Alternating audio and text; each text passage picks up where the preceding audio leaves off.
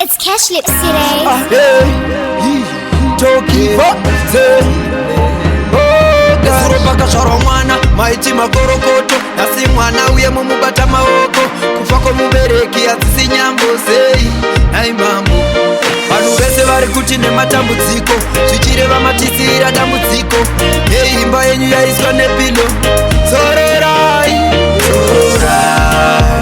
zvatabvira kare tichichema mudi kumuka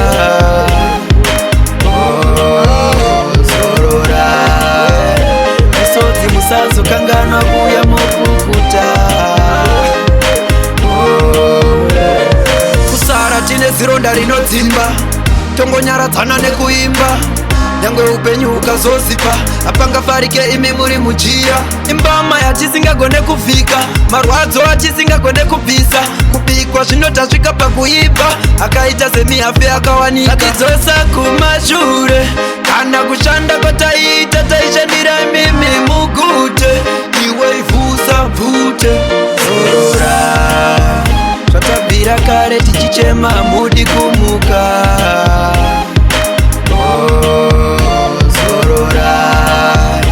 misodzi musazokanganwa kuya mokukuta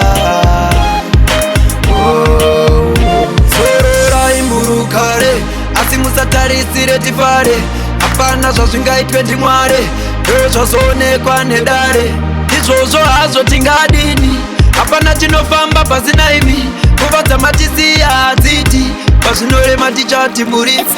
taitodawo mukana wekutaura newe kuti nguva maiwana wozondishanyira here mashoko akawanda asi randanzi nditaure ndeiri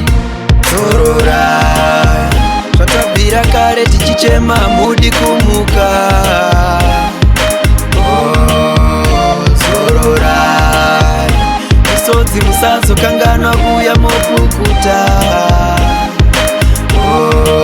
nezuro pakazvarwa mwana maiti makorokoto nasi mwana uye mumubata maoko kufa kwemubereki hadzisi nyambo sei naimamu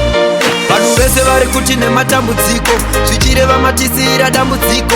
hei imba yenyu yaiswa nepilo zororai zororai zvatabvira kare tichichema mudi